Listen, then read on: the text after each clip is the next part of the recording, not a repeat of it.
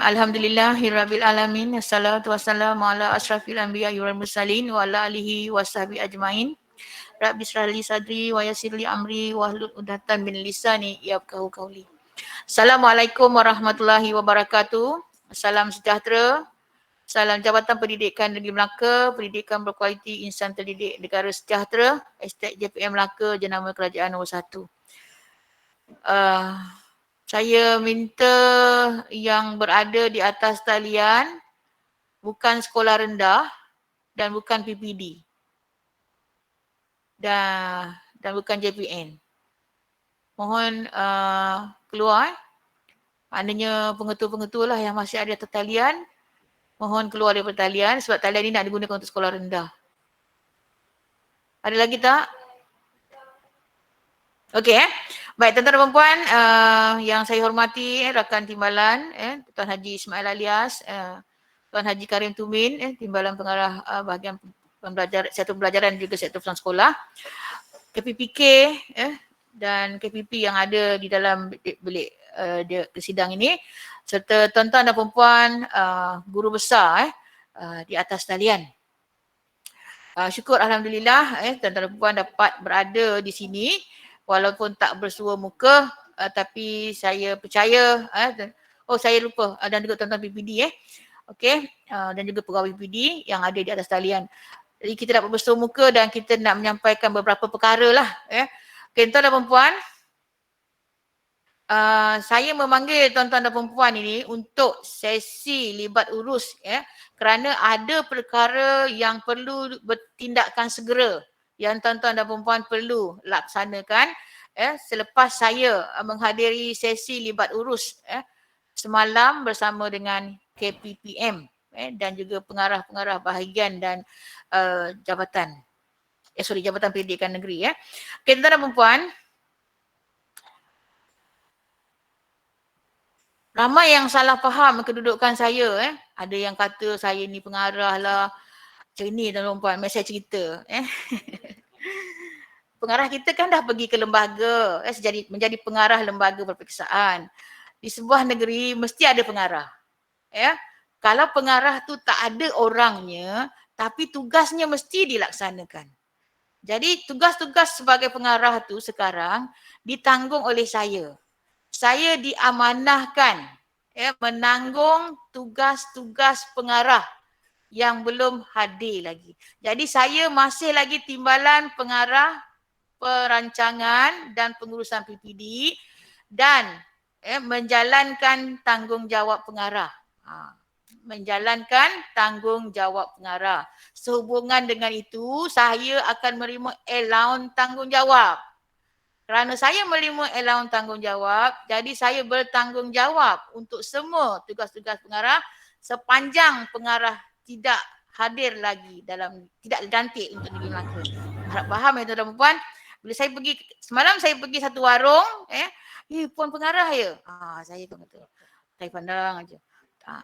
Dapat daripada mana ni? Saya kata puan pengarah. Bukan.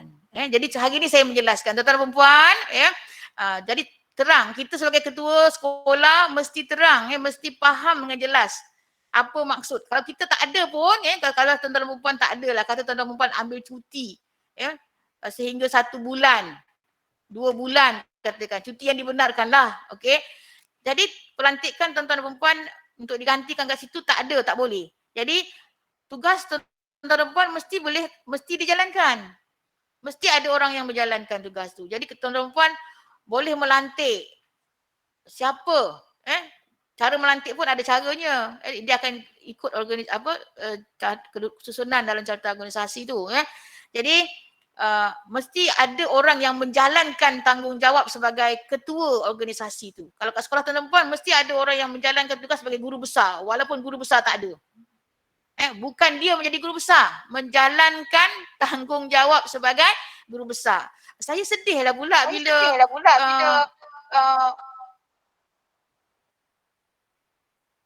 ada double suara echo bila ada orang kita di peringkat sekolah ni sebagai guru besar tak faham tak faham. Jadi dia kalau yang menjalankan tanggungjawab ni seorang aja. Dia tak boleh ada 3 orang. Pengarah kan seorang. Jadi kalau 4 timbalan kat sini, Ya. Seorang timbalan tu yang dilantik tu ialah saya. Ya. Walau berat mata tuan memandang, berat lagi bahu saya memikul. Tapi kerana ini adalah tanggungjawab, saya kena laksanakan juga. Jadi itulah dia yang puan-puan dan puan mesti fahamkan kepada organisasi tentang perempuan. Jadi kalau tanda tangan saya pada surat tersebut, tuan tengok kat situ, jawatan saya BP pengarah, sayalah yang berjalan, arahan itu ialah arahan pengarah Negeri Melaka sementara ini yang diwakilkan dengan saya. Itu ialah hierarki lah. Ini yang dikatakan hierarki dalam perkhidmatan yang perlu kita memahaminya. Ke mana kalau nak jumpa pengarah, siapa dia? Jadi maknanya bila saya wakilkan, mungkin saya akan wakilkan kepada timbalan yang lain lah. Macam mana pengarah mewakilkan kepada timbalan yang lain. Tuan-tuan dan puan, ini saya nak jelaskan. Okey. Okey, itu perkara umum pertama lah yang saya nak beritahu. Okey, perkara yang kedua yang penting yang saya nak sampaikan di sini ialah amanat daripada KPPM. Ketua Pengarah Pendidikan Malaysia. Datuk Hajah Nur Zamani, yang menjadi ketua kita sekarang. Saya sebut ni sebab tuan-tuan kena faham siapa selepas saya, siapa kat atas. Kita dekat kementerian ni ada KSU, ada KPPM, ada TKBPM, baru pergi pengarah bahagian, lepas tu pengarah negeri, lepas tu pengetua guru besar sekolah, PPD, lepas tu baru ada pengetua dan guru besar di sekolah-sekolah.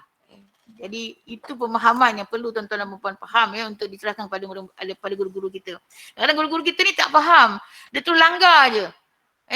Untuk bentanglah suami dia kenal dengan menteri, pop dia pun cakap je dengan menteri. Jadi itu yang bahaya tu. Jadi kena faham, kita kena didik lah. Kita kena didik je cikgu kita. Macam mana? Kita berada di mana dan kita perlu berjumpa dengan siapa dahulu. Kalau guru akademik, dia ada masalah akademik. Siapa dia nak jumpa dulu? Dia mesti jumpa ketua panitia dia dulu. Kan? Okey, kalau ketua panitia dia tak boleh selesaikan, mungkin dia dengan ketua panitia berjumpa dengan guru penolong kanan kalau masalah akademik. Kalau masalah HEM, dia jumpa dengan HEM, JPK HEM. Kalau masalah KOKU, dia jumpa dengan JPK KOKU. Dan akhirnya kepada guru besar. Bila guru besar tak dapat menyelesaikannya, merujuklah kepada PPD. Kalau PPD tak dapat selesaikan, barulah dengan PPD-nya, dengan guru besarnya bersama datang ke jabatan menceritakan kedudukan perkara yang harus kita selesaikan. Bukan terus melompat je ke atas, dah sampai kita bila perkara ke atas sampai ke atas, dia akan patah balik kepada kita buka mata pinga-pinga, tak tahu apa perkara yang berlaku.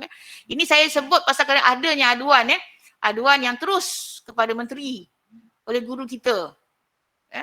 Sehingga menteri mengeluarkan arahan yang kita di jabatan baru nak cari punca ceritanya apa dia. Jadi itu yang menjadikan perkara itu tak boleh betul lah. Kita kena bimbing. Kita kena bimbing cikgu-cikgu kita. Kena faham hierarki dan di mana letaknya keutamaan mereka untuk merujuk. Okey. Tuan-tuan dan puan, saya nak memberitahu kepada tuan-tuan dan puan perkara yang telah menjadi satu yang inisiatif daripada menteri kita lah, iaitu apa dia? Sekolahku sejahtera.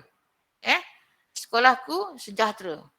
Jadi penerapan sekolahku sejahtera di peringkat sekolah. Bagaimanakah tuan-tuan dan puan sebagai guru besar melaksanakannya?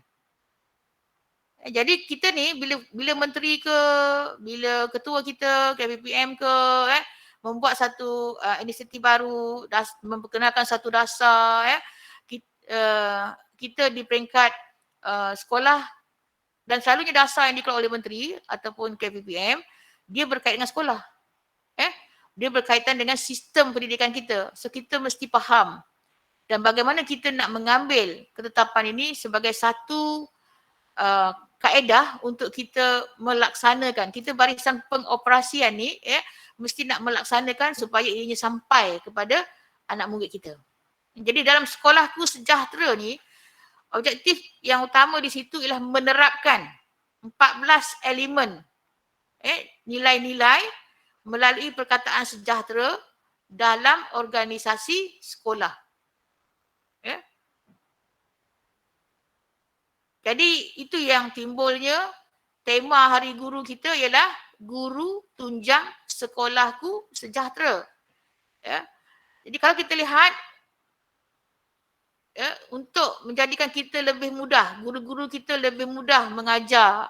Guru-guru kita tidak menghadapi banyak masalah-masalah daripada murid-murid kita jika murid-murid itu sejahtera. Kita punya visi pun ya, insan negara sejahtera. Kan? Negara sejahtera tu terbentuk daripada insan yang terdidik. Jadi satu elemen yang diperkenalkan oleh menteri kita kat sini, dia mengenalkan 14 elemen nilai tu dalam perkataan sejahtera tu. Jadi bagaimana kita di sekolah menyambut? Bagaimana tuan-tuan dan puan, guru besar di sekolah menyambut inisiatif ini di peringkat sekolah? Adakah penerapan elemen-elemen ini dibuat yang macam mana? Ada tak tuan-tuan dan puan memikirkan apa kaedah, apa mekanisme yang tuan-tuan dan puan telah buat selama ini selepas menteri lancarkan Sekolahku Sejahtera ni? Bulan berapa menteri lancarkan Sekolahku Sejahtera? Siapa boleh bagi jawapan? Bulan 2 kan? Bulan 2 menteri dah melancarkan Sekolahku Sejahtera ni. Dan ada di kalangan guru besar juga yang hadir ketika YBMK turun ke negeri.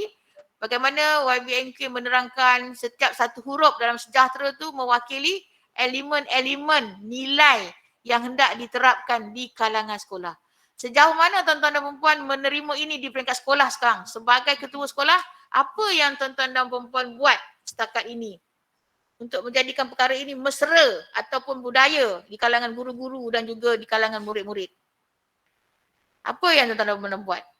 Okey, saya tak nak jawapannya, tapi sekarang ini di peringkat kementerian sebagai satu inisiatif, kementerian telah pun menyediakan lagu Sekolahku Sejahtera. Tuan-tuan dan puan tahu tak sekolah ni lagu ni ada? Tahu ke tidak? Tahu. Tahu Senyap banyak senyap Tak riuh pun tak apa, cakap tahu Okey. Jadi apa yang menjadi perkara, apa yang menyebabkan saya panggil tuan-tuan dan puan ini ialah, ini adalah sebahagian sajalah Sebab bila menteri turun ke negeri, dia bercerita, dia tersempat dengan guru lah, bukan di sekolah lah, di luar, dan ada masanya di sekolah, di beberapa tempat. Dia pergi satu negeri, bukan kita lah, bukan Melaka. Dia tanya dekat sekolah, ada lagu Sekolahku Sejahtera tak? Cikgu tak tahu. Tapi bila saya tanya kat kalangan guru besar saya ni, yang ada kat depan saya ni, bila saya tanya senyap je, dengar, ada dengar. Itu je lah kan. Dia berlalu begitu saja. Menteri cakap, tak apalah biarlah menteri cakap kan. Tapi sebenarnya bila menteri kita, menteri pendidikan, bila dia bercakap dan dia menegaskan, itu ialah perkara yang kita perlu sambut. Kita perlu sambut dan kita jadikan dia pengoperasian di peringkat sekolah. Tapi masih slow juga. Jadi sekarang ni, dia keluarkan lagu. Sedap lagu tu. Tuan-tuan dan puan dah download belum? Dah download ke belum? Senyap juga. Dah. Dah Dah ya. Okey. Lepas download nak buat apa? Lepas download lagu tu nak buat apa? Yelah, dah ada download je lah kan. Nanti bila ada majlis, nanti menteri datang kita dengarkan lah. Menteri tu dah muak dengar dah lagu tu. Menteri dah muak dengar dah lagu tu sebab dia yang suruh cipta, dia yang lancarkan, lepas tu dia dah dengar kat mana-mana negeri. Yang hajatnya, hasratnya, objektifnya lagu ni masuk dalam jiwa anak-anak kita melalui 14 elemen tu. 14 elemen tu didendangkan dalam lagu tu. 14 elemen didendangkan dalam lagu tu, hajatnya supaya didengar oleh semua murid di Malaysia. Disebut bila mereka menyanyikan lagu itu. Kan kita tahu air yang menitik atas batu lama-lama akan jadi lekuk juga kan. Walaupun lambat. Jadi maknanya dia buat Jadi sekarang tahu mana sekolah laksanakan ni. Ada tak lagu ni dinyanyikan? Ketika bila? Itulah yang menteri bila turun ke sebuah negeri. Bila dia tanya, cikgu dia kata, tak tahu pun lagu ni ada. Macam mana lagu ni? Saya kalau kat Melaka jadi macam ini, apa saya nak jawab? Ya. Jadi tuan-tuan dan puan, lagu tu dah ada, dendangkanlah. Kita kalau hari raya ni kan, nak hari raya, masuk shopping center. Ion masuk. Kita dengar lagu apa? Lagu raya kan? Macam-macam penyanyi lagu. Nyanyi. Jadi kalau boleh, sebenarnya pelaksanaan Sekolahku Sejahtera ni bukan nak dibuat secara apa formal, dia santai. Cara pelaksanaan dia santai. Berlalu dalam setiap kita punya perjalanan waktu persekolahan. Jadi anak murid kita, dia masuk di sekolah, dia turun je daripada bas ke, dia turun daripada kereta mak dia masuk di pintu pagar sekolah, lagu ni dah kedengaran. Macam kita masuk Ion dengan lagu Hari Raya. Sedap di telinga kan? So, sambil-sambil shopping tu, sampai sekolah bermula, PDP mula, lagu ni pun stop. Ya. Didendangkan lagu Sekolahku Sejahtera tu. Jadi maknanya pelajar ni lama-lama dia akan jadi macam kita dendangkan Asmaul Husna kan, lama-lama dia boleh hafal melalui lagu. Sebab anak-anak kita ni dia lebih suka kepada muzik kan, benda-benda yang berirama macam tu. Jadi dendangan lagu ni dalam tu disebut S tu apa, sihat, sejahtera, selamat, diorang tahu. Jadi didendangkan. Ada tak tuan-tuan membuat? Di samping selain daripada didendangkan begitu, di waktu pagi sebelum sekolah bermula, waktu rehat, ketika pelajar-pelajar makan dan ketika balik, pelajar nak bergerak balik dalam setengah jam ataupun 10 minit, ikut waktu kesesuaian sekolah dalam puan lah. Diharapkan nilai-nilai itu yang disebut dalam lagu tu diterap dalam jiwa anak-anak sekolah kita. Jadi itulah antara perkaranya. Jadi bila PPD turun pun, kadang-kadang kalau jabatan turun pun, katalah waktu pagi sama-sama tunggu kehadiran murid tu, dengar lagu tu berkumandang. Jadi harapannya kat situ, bukanlah perkara ini nak dijadikan satu perkara yang formal bila ada perhimpunan rasmi baru saja nak dibuat, tapi dia ada menjadi amalan, dibudayakan di sekolah. Boleh tuan-tuan dan puan? Saya tegaskan, saya minta semua sekolah melaksanakannya. Okey. Selain daripada itu, lagu ini juga boleh dinyanyikan dalam perhimpunan rasmi. Okey. Dan juga semasa ada majlis-majlis. Dia bukan kata mesti nyanyi, tapi boleh dinyanyikan untuk perhimpunan rasmi. Tapi untuk saya minta kat Negeri Melaka, kita jadikan lagu ni lagu yang dikumandangkan, berkumandang sebelum PDP bermula setiap pagi. Sebab pendengaran pelajar murid-murid pada elemen-elemen dalam lagu ni boleh menyerap dalam jiwa mereka. Itu yang pertamalah. Itu dari segi pengurusan umum. Dan yang kedua, bagaimana tuan-tuan dan perempuan, guru besar menjadikan elemen-elemen dalam sejahtera ni satu perkara yang mendidik anak-anak kita untuk mendalaminya lebih dalam lagi, untuk mengikuti lebih dalam lagi. Di sekolah ada pidato kan, sudut pidato, sudut membaca, di mana murid-murid membuat persembahan. Tuan-tuan dan perempuan boleh menyusun, mengatur bagaimana elemen-elemen ini boleh menjadi satu topik pidato anak-anak murid tuan-tuan dan perempuan. Dan tuan-tuan boleh juga mencipta satu pertandingan untuk lukisan, kemudian untuk satu permainan game di sekolah, sukan di sekolah bertemakan daripada 14 elemen ni tadi. Permainan-permainan bertemakan kepada elemen sejahtera tu sendiri. Okey? Jadi ini adalah perkara yang perlu tuan-tuan dan perempuan rancanglah. Sebab pihak KPPM akan datang ke sekolah pada bila-bila masa dan melihat bagaimana pembudayaan Sekolahku Sejahtera ni menjadi perkara yang rutin lah. Perkara biasa di sekolah dan murid tahu. Jadi saya harap tuan-tuan boleh melaksanakannya. Ada apa masalah tak tuan-tuan puan? Tuan-tuan dan puan boleh juga memasang banner ataupun membuat mural ke untuk menjadikan dia lebih meriah lah. Okey, ada soalan? Ada siapa nak respon? Ataupun saya cakap ni nampaknya macam keras ke? Bunyi lembut tapi keras. Okey je Pak Haji. Faham Okey, banyak. Pak Rohana. Okey. Okey, faham ya? Okey. Okey, Faham, laksanakanlah faham. insya-Allah ya. Benda ni InsyaAllah. bukan benda susah kan? Anak-anak kita nak dengar kan, dendang, kumandangkanlah lagu-lagu tu kan. Bukan satu beban kan? Dan dia tidak Tak. menjadi satu beban pun pada guru-guru kita. Kita tak tambahkan benda ni dalam pengajaran mereka, tapi mereka terapkan saja. Ya, nyatakan saja dan masukkan aja apa yang telah ada dalam nilai dalam nilai dalam mata pelajaran dalam rancangan pengajaran mereka seharian. Ya. Dan kalau tak ada sejahtera ni pun, sebelum ini pun kita ada nilai-nilai murni yang perlu kita serapkan. Cuma inisiatif menteri kita ni dia ada lagu. Jadi lagu tu tak kedengaran ya. Tuan-tuan puan.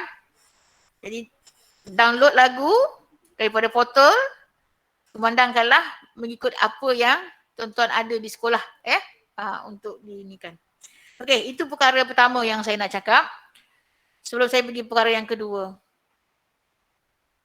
Saya tak nak ambil masa lama tuan-tuan puan sebab SLU saya semalam pun 45 minit je.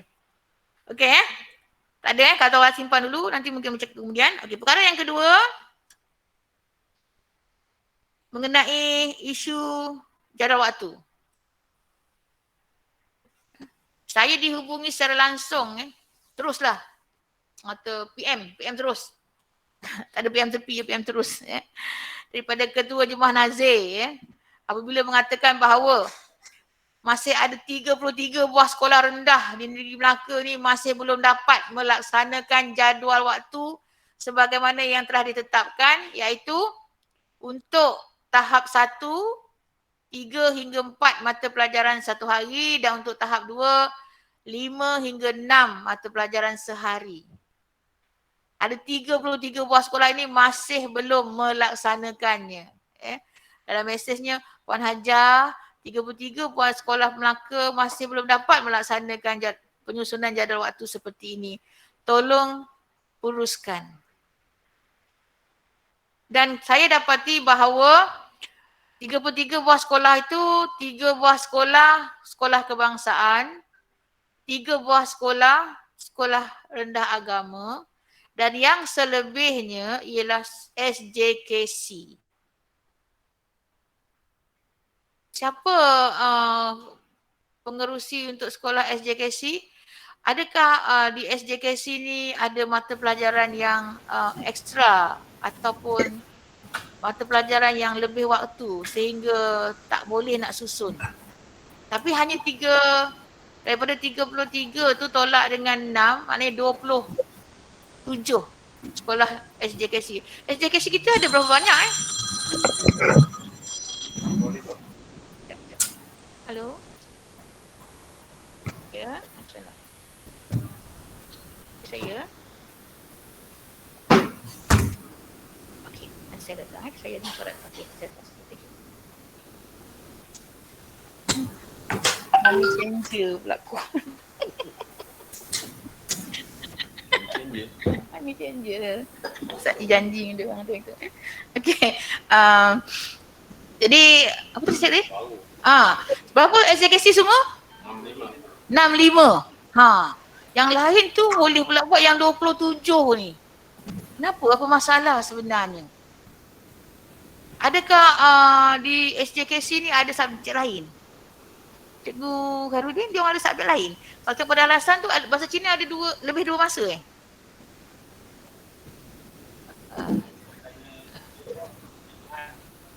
Cikgu Han? Ya, Puan. Ya. Apa masalah dekat SJKC ada lembahan tambahan masa Untuk makluman Puan, SJKC untuk tahap 1 dia bahasa Cina ada 12 waktu extra jika dibanding dengan SK.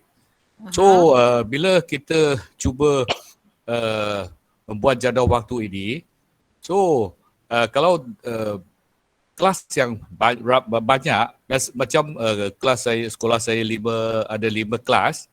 So 3 kelas tak ada masalah.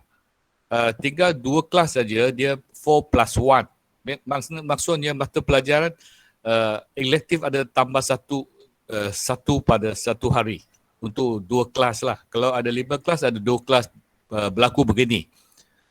Tetapi sebelum ni Tuan Haji Ismail pernah menghubungi saya, and then semalam saya dengan jawatan kansel saya telah cuba munikan semula. Setakat ini kami berjaya buat sampai 4 waktu lah. Okey. 4 mata pelajaran seminggu. Kalau misalnya kata bahasa Cina tu 12 waktu. Ya, Kalau kita buat tiga waktu berterusan lah satu hari kan? ya. Boleh kan? Boleh kan? Atau 4 boleh? Sampai 4. So 4 tu dia Oh. akan bahagi 2 di sebelah pagi, 2 di sebelah lepas waktu rehat lah. Oh, jadi maknanya walaupun 6 tapi mata pelajaran yang sama diulang lah. Ya, Maksudnya. ya, ya. Jadi So, jumlah mata pelajarannya 4 jugalah walaupun ada berapa kali slot yang ya, dalam ya, waktu. ya. Sebab Oh. di SJKC masalah kita kekurangan setengah guru. Jadi ada guru yang sakit. So pagi-pagi cikgu datang pada 6:45 mereka menjaga SOP murid. Lepas tu masuk kelas, and then waktu rehat mereka jaga budak makan. After that budak balik mereka juga kena jaga SOP. So waktu untuk mereka bertugas sangat sangat ketat lah tu. So kita ada hadapi sedikit masalah begini. Ya, saya rasa yang masalah itu mungkin boleh difikirkan oleh guru besar kan macam mana. Tapi sekarang ni murid dah boleh makan di kantin kan? Tak, masa SOP 3.0 ni masih di bilik darjah lagi. Tapi untuk peraturan yang baru ni, telah ada pemurnian 3.0 tu telah dimurnikan, dikemas kini. Pelajar boleh makan di kantin tapi pada penjarakan yang sesuai. Okey, terima kasih Puan. Sebab sekolah masih tak ada terima lagi SOP yang baru tu Puan. Bukan SOP, dia bukan SOP tapi dia seletan daripada SOP itulah. Kemas kini dalam SOP tu pelajar boleh makan di kantin tetapi pada bilangan yang memberikan penjarakan yang sesuai. Ya. Boleh, jadi kalau misalnya Tuan, katalah cikgu tengok anak murid cikgu 800 kan, kantin kapasiti boleh isi 200. Cikgu boleh buat rehat beberapa kali ikut peringkat. Ya Puan, kami akan cuba hubungi sekolah lain, JKC lain, kami akan cuba buat semula lah. Telah diberitahu jadi rasanya saya dah bagi tahu dalam sesi libat urus yang sebelum ni. Dah ada kan? Jadi maknanya dah boleh makan di kantin. Belum dapat tahu lah apa-apa lagi Puan. Belum dapat makluman apa-apa lagi. Tak ada, tak ada. Kami tahu boleh makan di kantin pun. Kami belum dapat makluman lagi. Sebenarnya makluman ni telah pun dikeluarkan. Saya harap dapat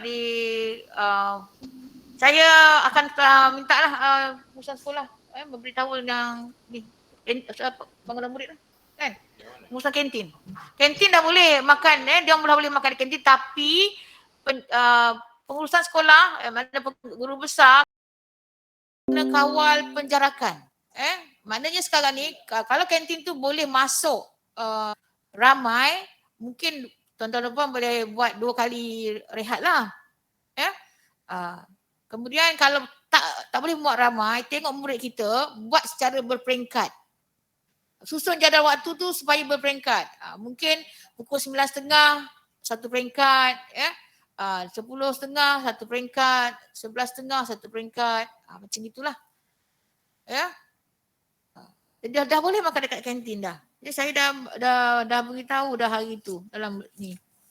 Jadi saya harap tak apalah, nanti saya akan panjangkan bila pihak KPPM pun dah mengaku semalam ada beberapa perkara yang mereka tak turunkan surat kepada kita, tapi perkara ini telah diberitahu secara lisan.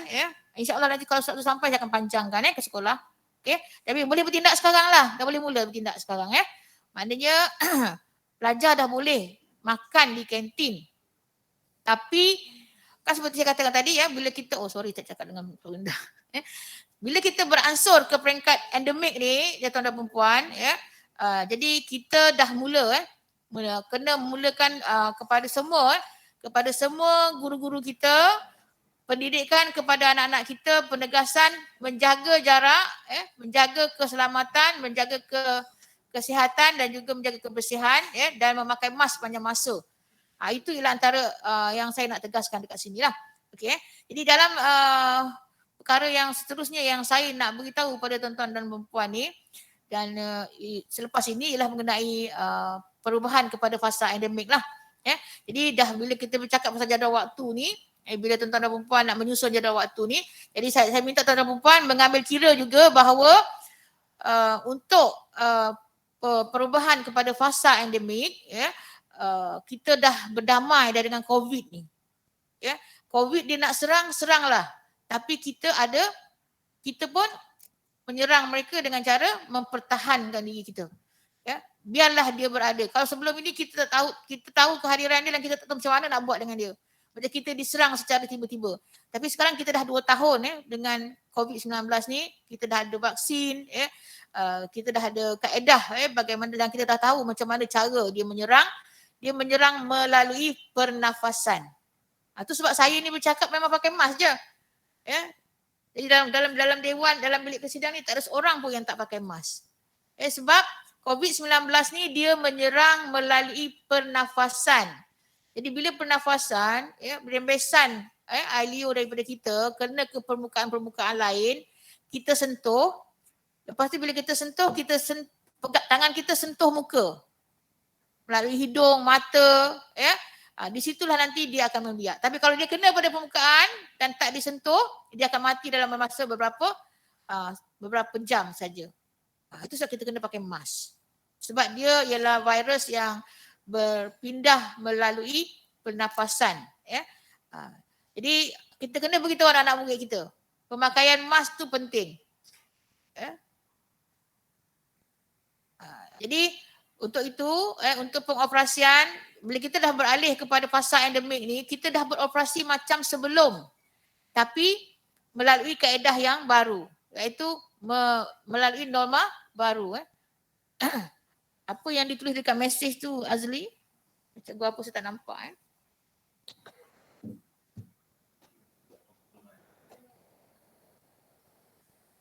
Ya, seperti saya nyatakan tadi lah. Okey. InsyaAllah sebaiknya dapat kongsikan surat dengan segera. Perhimpunan belum. Tapi yang kantin ni dah boleh makan di kantin. Okey. Jadi insyaAllah. Jadi tuan-tuan dan perempuan, jadi kita sekarang ni dalam fasa, beralih ke fasa endemik ini, kita kadang-kadang kita heran jugalah bila ada mereka menganggap bahawa bila kita masuk fasa endemik, kita dah boleh macam biasa dah. Berhimpun lah, bercakap lah. Tapi kita kena ingat, COVID masih ada di persekitaran kita.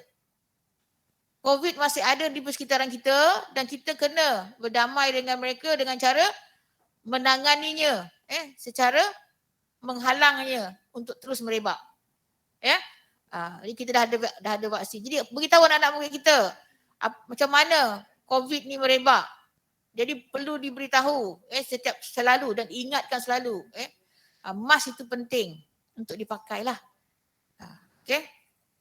Jadi untuk makan di kantin telah pun dibenarkan, tapi perlu mengikut kepada penjarakan.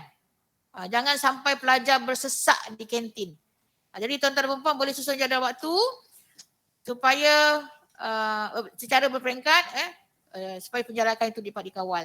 Jadi penegasan kepada 4 mata pelajaran sehari itu perlu dilaksanakan. Bagi sekolah yang saya sebut 33 buah tadi, saya harap pihak PPD turun bantu bimbing sekolah-sekolah ini bagaimana hendak menjadikan jadual waktu dan juga melihatlah kapasiti guru di sekolah tersebut. Sebab kalau dikatakan masalah bahasa kelebihan waktu dan sebagainya, bagi sekolah-sekolah yang selebihnya bagaimana mereka mengurus supaya jadual waktu mereka boleh jadi seperti mana yang dikehendaki. Jadi saya harap perkara ini saya akan melihat melalui KPPK sekolah rendah lah.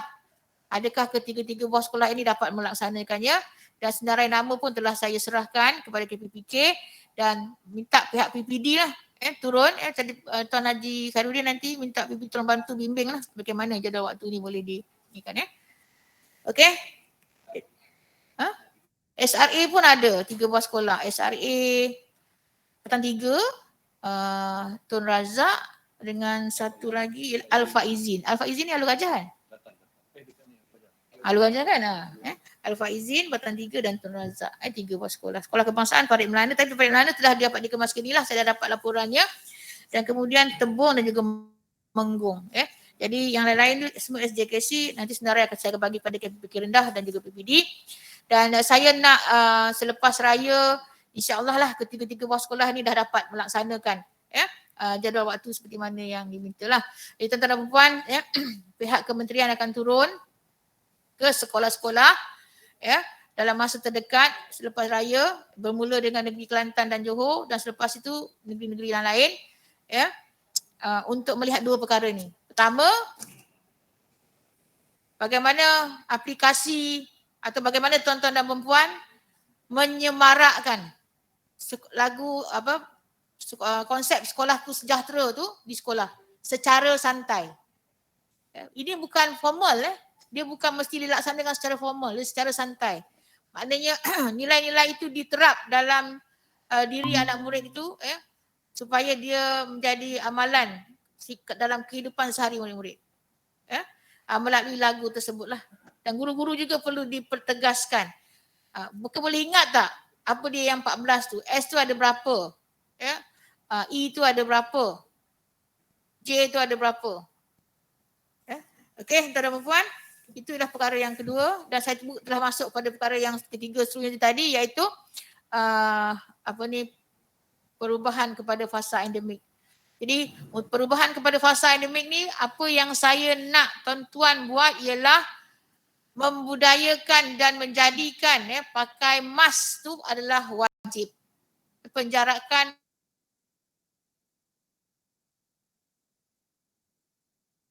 perlulah nak kena ada majlis rasmi pun nak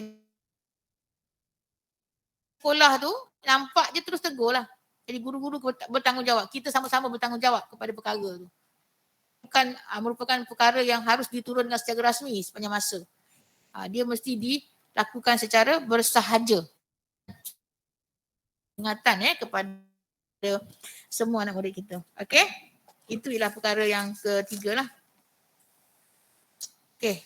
Saya rasa itu saja 3 perkara yang saya nak terangkan pada tuan-tuan dan puan. Yang selainnya ialah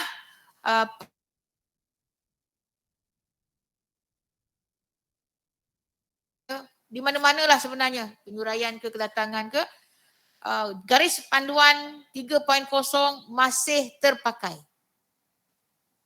Garis panduan 4.0 akan menyusul. Telah sempurna cuma memerlukan restu daripada KKM. Persetujuan daripada KKM dan MKN. KPPM pun telah menjanjikan insya-Allah memang GP 4.0 tu telah ada. Cuma belum diluluskan oleh satu peringkat lagi iaitu KKM dan MKN insya-Allah. Di situ nanti tuan-tuan dan puan dah mula boleh bertindak lah. Kebanyakan garis panduan 4.0 ni ialah tambahan daripada 3.0 yang mana kita boleh bertindak dengan lebih mudah untuk mengawal. InsyaAllah. Okey, itu perkara yang dan seterusnya yang keempat ialah guru-guru tak vaksin. Bagi guru-guru yang tidak vaksin, mereka masih lagi selagi 3.0 ini terpakai, peraturan itu masih perlu dilaksanakan. Masih perlu dipatuhi. Tetapi guru besar bolehlah memberitahu kepada guru-guru yang tidak vaksin ini bahawa apabila mereka telah menjalani intervensi, bila fasa intervensi telah pun dilaksanakan, sama ada guru ini hadir atau tidak hadir, fasa itu telah pun berlalu dan perlu ada tindakan selepas fasa tersebut. Jadi selepas fasa tersebut, guru-guru yang masih juga tidak vaksin akan melalui jawatankuasa penilaian. Dalam mesyuarat jawatankuasa penilaian peringkat jabatan kali kedua, keputusan telah pun diambil bahawa guru-guru yang tidak vaksin dan masih enggan vaksin dengan alasan yang tidak dibenarkan, namanya telah disenaraikan untuk pihak integriti Jabatan Pendidikan Negeri Melaka membawa kepada lembaga tata tertib peringkat kementerian. Jadi jika guru-guru ini masih juga menimbulkan masalah kepada tuan-tuan dan puan-puan, nyatakan begitu. Nama cikgu telah dihantar oleh jawatankuasa penilaian Jabatan Pendidikan melalui unit integriti jabatan ke lembaga tata tertib peringkat kementerian. Cikgu dinasihatkan untuk mengambil vaksin sebelum lembaga tata tertib membuat sebarang keputusan. Keputusan lembaga tata tertib adalah keputusan yang diambil kira yang dibuat oleh Jabatan Perkhidmatan Awam. Yang mana keputusan tersebut mengambil semua penjawat awam termasuk guru adalah penjawat awam yang perlu menerima tindakan yang sama. Tidak ada excuse. Kalau kita cikgu, kita ada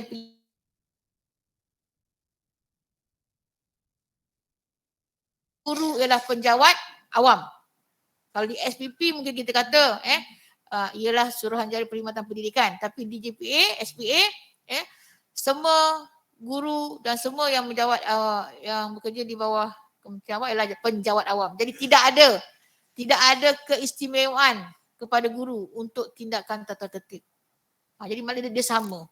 Kalau jabatan lain terima tindakan begitu, kita pun akan menerima tindakan yang sama. Jadi tidak boleh bersemuka dengan guru ataupun dengan murid lain tu, itu adalah kawalan dalam lalaman Kementerian Pendidikan sahaja. Jadi semua nama-nama itu telah pun dibawa ke lembaga akan dibawa oleh ke unit integriti, dan selagi lembaga tindakan tata tertib belum membuat keputusan, tuan-tuan dan puan-puan boleh memujuk guru ini untuk mengambil vaksin. Bila dah ambil vaksin, tunjukkan bukti vaksin telah diterima atas apa yang dokumen-dokumen yang ada, dan kita boleh memanjangkan perkara ini kepada lembaga tata tertib sebelum keputusan untuk digugurkan. Boleh digugurkan sebelum mereka bermesyuarat. InsyaAllah selalunya proses ini akan mengambil masa 3 atau 4 bulan.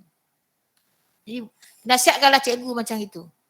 Sebab bila sampai ke lembaga tata tertib Jabatan Perkhidmatan Awam, tindakan memang akan ada. Bila nama dah dibawa. Sekurang-kurangnya pun amaran, peringatan, tapi peringatannya mungkin secara keras. Jadi maknanya telah tercatat dalam rekod perkhidmatan tuan-tuan dan puan lah. Beritahu mereka begitu. Bukan provokasi. Itu perkara yang sebenarnya yang sepatutnya diterangkan pada mereka. Sama ada dia melalui peguam ke, tidak melalui peguam ke, tetapi dia tidak mengambil vaksin, maknanya dia telah melanggar arahan dan nama ini telah pun dibawa. Dan telah dibuat keputusan dalam Jawatankuasa Penilaian Peringkat Jabatan Pendidikan Negeri Melaka yang kali kedua yang lepas. Jadi maknanya guru-guru yang tak vaksin yang berada di sekolah, sebab kebanyakannya telah dihantar untuk lembaga tindakan tata tertib. Jadi guru besar di sekolah cuma beritahu itu sahaja. Kalau dia kata kalau saya bawa keluar, itu tindakan dia. Itu kita di jabatan telah membuat begitu, dan insya-Allah nama itu akan sampai ke JPA. Jadi kita pujuk dia, kalau tak nak ada catatan dalam buku perkhidmatan tindakan tata tertib ke atas dia, masih ada masa lagi untuk ambil vaksin. Masih ada masa lagi untuk ambil vaksin. Jadi diharap benda ini dapat dijelaskan dengan baik. Jadi terangkan dengan baik. Itulah penerangannya. Tidak ada lebih, tidak ada kurang. daripada apa yang saya terangkan tadi. Nama telah dibawa ke lembaga tata tertib Kementerian Pendidikan. Jadi kalau mereka rasa mereka tak nak ambil vaksin juga, saya serahkanlah. Kecuali mereka yang memang tidak boleh mengambil vaksin. Itu memang kita tak bawa lah. Itu telah kita dah kategorikan dah. Ada beberapa kategori yang memang tak ada vaksin tu, maknanya itu tindakan lain. Tapi yang tidak mahu mengambil vaksin.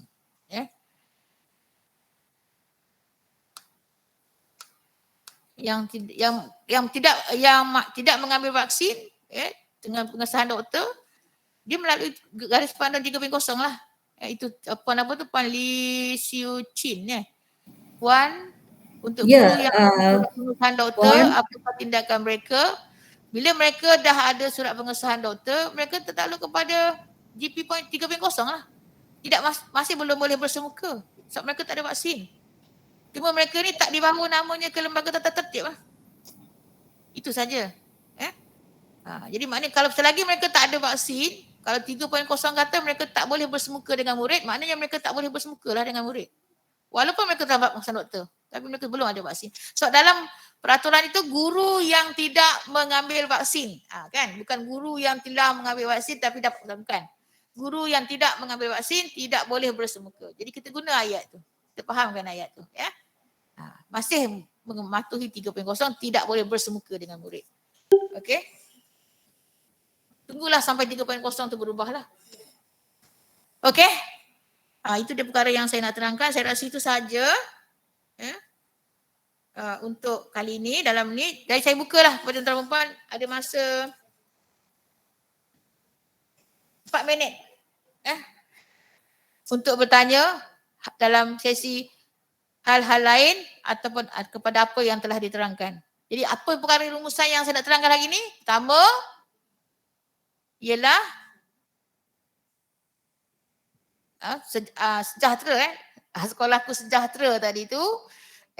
Kemudian yang kedua ialah isu jadual waktu, dan saya harap selepas raya ni ketiga-tiga buah sekolah tu telah selesai untuk isu jadual waktu, dan yang ketiga mengenai garis panduan pelaksanaan pengoperasian sekolah.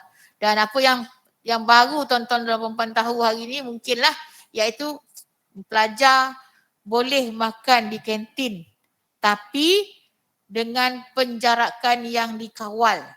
Oleh itu tuan-tuan dan puan-puan, untuk mengawal penjarakan di kantin, tuan-tuan dan puan-puan sebagai pengurus sekolah boleh membuat jadual waktu untuk rehat secara berperingkat. Ataupun mungkin tuan-tuan dan puan-puan fikir sebahagian kelas makan di kantin, sebahagian kelas makan di bilik kelas tapi dengan kawalan dan tidak menimbulkan isu, okey.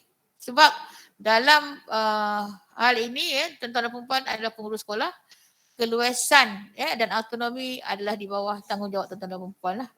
Okey. Itu saja daripada rumusan daripada apa yang saya nak terangkan dalam sesi libat urus ni. Sebelum saya minta Tuan Haji Karim lah, ada beberapa perkara yang Tuan Haji Karim nak cakap. Jadi saya buka daripada tuan-tuan hal-hal lain atau kita jemput. Okey, saya jemput Tuan Haji Karim dululah. Senyap je tu. Okay, Tuan Haji Karim, silakan. Okay, bismillahirrahmanirrahim. Assalamualaikum warahmatullahi wabarakatuh. Terima kasih Puan Rosni, Tuan Haji Ismail, rakan KPPD, rakan-rakan KPPK, KPP, rakan-rakan guru besar. Okay, satu perkara yang saya nak sebutkan di kesempatan ini ialah berkaitan dengan cuti peristiwa. Okay, cuti peristiwa tuan-tuan. Okay, ada pindaan berkaitan dengan cuti peristiwa dan siaran berkenaan telah pun diedarkan ke semua sekolah-sekolah. Okay, dan saya mengharapkan tuan-tuan baca dan faham siaran tu. Agak tebal jugalah, kan? Tapi kena baca. Ada baca nanti baru tak ada masalah, tuan-tuan nak mohon. Okey, saya bagi beberapa contoh. Okey. Untuk kalender akademik 2022 dan 2023 boleh ambil 4 hari. Mohon. Okey.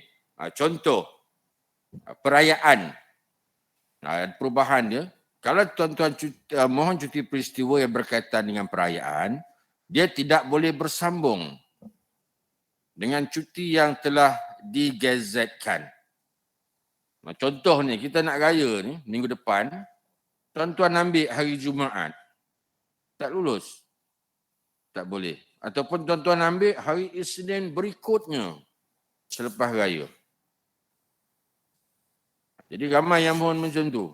Hari Jumaat ni, beria-ria tak apa kan, lama cuti, ada 9 hari cuti, nak juga sambung. Okey, itu pertama. Yang kedua, sukan. Okay, kalau untuk acara sukan, tuan-tuan buat pada hari persekolahan, esoknya tak boleh cuti peristiwa. Jadi nak buat bila? Buat pada hari Ahad, hari Isninnya boleh. Tetapi, tuan-tuan tanya, kenapa saya mohon buat sukan hari Ahad, hari Isnin tu tak boleh cuti peristiwa? Tak lulus tuan, apa hal? Okey, kita tengok juga. Hari Ahad tu minggu yang keberapa? Kalau tuan-tuan buat pada minggu ganjil, minggu pertama, minggu ketiga, minggu kelima, janganlah buat pada minggu itu. Jadi hari Senin tu tak boleh cuti. Sebab cuti itu berkaitan dengan peristiwa sebelumnya yang tuan-tuan buat. Okey, jadi janganlah buat program pada minggu-minggu yang ganjil. Okey. Itu yang kedua. Yang ketiga, permohonan ini mestilah. Ini saya ikut garis panduan. Tuan-tuan bila mohon macam-macam tuan-tuan cakap. Tuan dalam garis panduan ke ada? Tuan-tuan rujuk garis panduan. Antara yang ada dalam garis panduan itu ialah permohonan mesti 30 hari sebelum tarikh cuti. Yang tu clear. Ini kau mohon nak cuti hari Khamis, hari Senin baru hantar. Lepas tu kejap-kejap telefon, kejap-kejap WhatsApp. Dah lulus ke tuan? Dah lulus ke tuan? 3 hari, 30 hari. Mungkin yang dekat siaran tuan-tuan tu kosong dia tu agak blur sikit. Ada 30 hari, bukan 3 hari. Okey tuan-tuan, itu saja berkaitan cuti peristiwa ni. Tapi tuan-tuan rujuklah. Rujuk siaran tu. Dia tak sama dengan yang lama. Okey? Itu saja, Puan. Terima kasih. Okey. Tuan, tanya sikit Tuan. Dia siapa dia? Siapa tu? Kalau katakan macam kita buat mesyuarat agung tu pada hari Sabtu, saya Cikgu Khalid, guru besar SK Kesang Tua. Kalau kita buat pada mesyuarat agung PIBG tu pada hari Sabtu, bermakna hari Senin tu tak boleh lah kita nak mohon cuti peristiwa je. Tak boleh. Dia mesti program-program yang kita buat tu yang melibatkan murid. Dan yang sekolah ni murid. Kita ni pejabat awam bekerja, tak ada satu hari pun gaji kita cuti. Kita cuti, gaji kita tak cuti. Jadi yang peristiwa ni hanya pada murid kita. Jadi kita kena faham lah. Dan satu lagi ingatan juga, bila cuti peristiwa ni tuan-tuan, kita guru besar ni kita tak ikut cuti. Kita ada cuti rehat, kena mohon cuti. Sebab itu hari berlaku. Kebetulan agaknya, tapi saya nasihatkan supaya ambil cuti. Bila saya call tak ada di sekolah, bila saya call, ini cuti peristiwa tuan. Engkau guru besar, mana datang yang cuti peristiwa. Yang itulah kadang-kadang kita terlepas pandang, terlupa. Jadi ini melibatkan hal-hal perkhidmatan kita, jadi tolong alert sikit lah. Terima kasih. Okey, terima kasih Najib Karim. Jadi itu antara perkara tadi, macam pertama tadi saya ingatkan tuan-tuan perempuan mengenai hierarki kan. Kemudian ini mengenai kedudukan kita sebagai penjawat guru besar. Kita dah masuk kepada office hour. Mula 8 tapi sebenarnya kita kena berada di sekolah bila murid berada di sekolah. Sebab tanggungjawab kita kepada murid. Jadi kalau misalnya kata murid kita masuk pukul 7.30. Aku kerja 8.5 kan? Tapi tanggungjawab siapakah yang akan bertanggungjawab antara waktu 7.30 hingga 8 tu? Kalau apa berlaku? Kalau bukan kita. Jadi maknanya kena adjust lah tuan-tuan dan puan. Kita kan waktu fleksi sekarang ni. Kemudian begitu juga dengan cuti. Kita ada cuti rehat. Pengetua guru besar. Bila dah masuk bagian pentadbiran kita ada cuti rehat. Peruntukan 35 hari 1 tahun.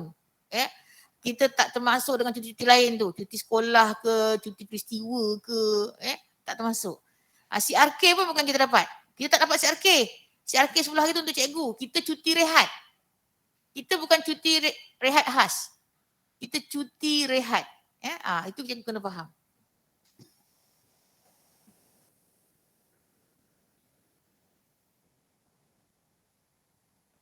Peringkat belum ada itu. Tapi kalau yang awal hari tu dia suruh sekolah sambut pada hari tu.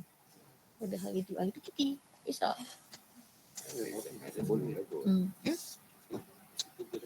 Hari guru.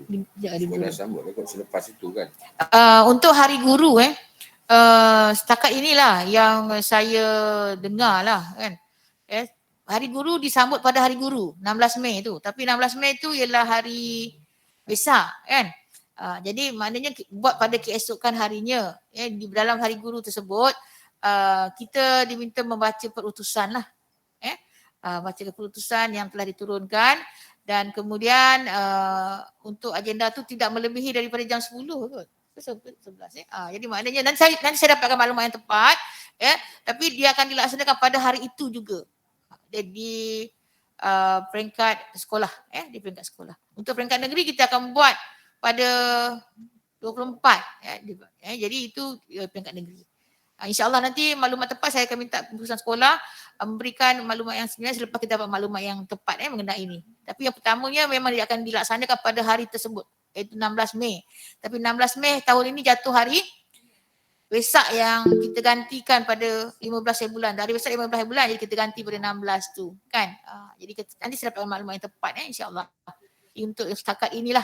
So, saya faham minggu depan dah raya, dah cuti jadi satu yang saya nak ingatkan lagi tuan-tuan dan puan minggu ni dah banyak dah orang balik kampung dan kita mula cuti sekolah hari Sabtu ni kan, hari Jumaat ni last persekolahan. Jadi kita akan bercuti sampai 9 hari bulan kan, 9 hari bulan baru sekolah buka balik semula. Jadi fahamlah cuti hari raya tapi kita punya pengawal keselamatan tak cuti sebab dia mengawal keselamatan sekolah. Jadi pastikanlah pengawal keselamatan sekolah tu ada berkhidmat dan sekolah kita terkawal. Sebab saya setiap hari sejak dah menjalankan tugas pengarah ni, hari-hari ada one stop center tentang apa yang berlaku kat sekolah di negeri-negeri lain. Jadi Jawatankuasa Bencana di peringkat jabatan akan alert dengan perkara ni untuk memberi laporan kepada saya supaya saya masukkan dalam one stop center kebangsaan lah, KPM. Jadi hari-hari di setiap negeri ada sahaja yang banjir lah, yang kebakaran lah, yang keracunan lah, murid bergaduh lah, banyak. Jadi maknanya itu semuanya bila saya baca semuanya dapat datangnya daripada aduan daripada pengawal keselamatan. Berlaku pada hari Sabtu, berlaku pada hari Ahad, berlaku pada hari cuti umum. Jadi pengawal keselamatan adalah penghubung kita untuk mengetahui apa mata kita di sekolah ketika kita bercuti di rumah atau di mana-mana. Jadi bekerja dengan baiklah, bersama dengan baiklah dengan pengawal keselamatan ni dan beritahu apakah perkara yang mereka patut buat. Dan satu lagi kita kena ingatkan cikgu kita sama-samalah membantu dari segi hal ini tinggalkan kelas pada hari terakhir. Kalau boleh hari Jumaat tu jangan dia dulu keluar, murid tinggal. Dia yang seronok nak keluar. Dia start kereta dulu. Lumba-lumba dia balik. Jadi maknanya guru-guru kelas tu dapat berada di kelas, semak kelas supaya suis, lampu, kipas, sampah yang ditinggalkan, tak ada sampah yang ditinggalkan, meja tersusun dan sebagainya lah. Okey. Saya nampak Suryati Ahmad ni siapa yang angkat tangan ni?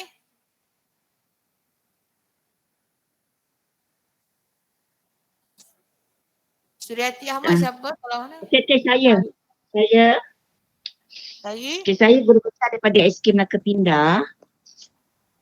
Saya nak maklumkan pada minggu hadapan hari raya kedua sekolah Padang Sekolah SK Melaka Pindah akan digunakan oleh Belia 4D Kampung Melaka Pindah lah. Dengan kebenaran ke? Ya, dengan kebenaran sebab saya dikabarkan 2 hari lepas Cik Ahmad Zaini daripada unit sukan dan co-curriculum tak salah saya Putrajaya memaklumkan mereka telah memohon sehingga ke peringkat menteri lah doktor. Saya bukan doktor. Saya Puan Rosni. Puan Rosni. Ya. Sorry. Tak Okey.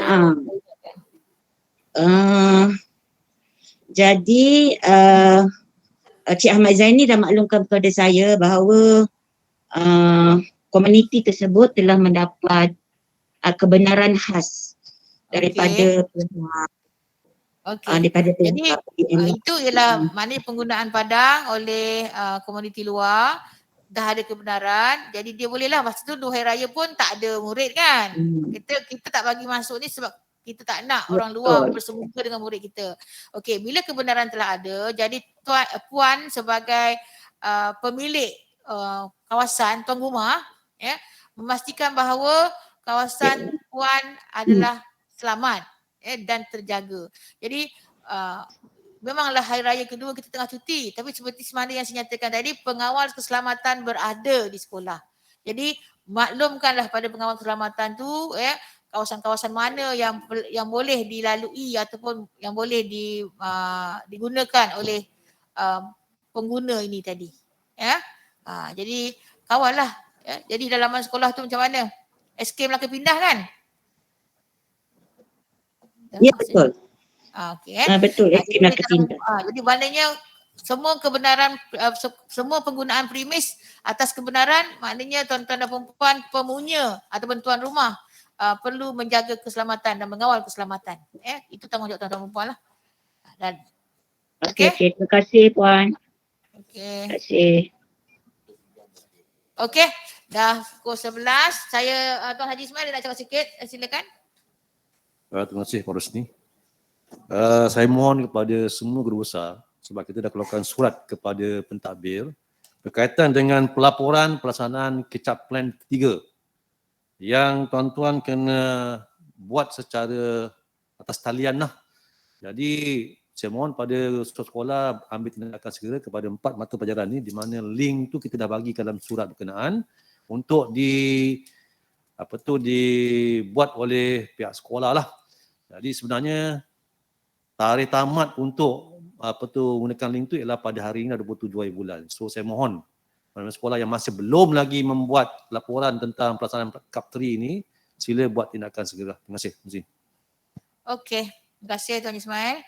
Jadi saya rasa saya tutup di sini, sesi libat umrah sini, dan apa yang saya harapkan rumusan yang telah saya berikan tadi dapat dilaksanakan secepat mungkin, dan saya rasa saya tidak lagi lah mendengar bahawa ada di kalangan guru-guru kita dan juga murid-murid kita tidak tahu apa yang dikatakan sekolahku sejahtera tu. So, tema Hari Guru kita pada tahun ini ialah Guru Tunjang Sekolahku Sejahtera.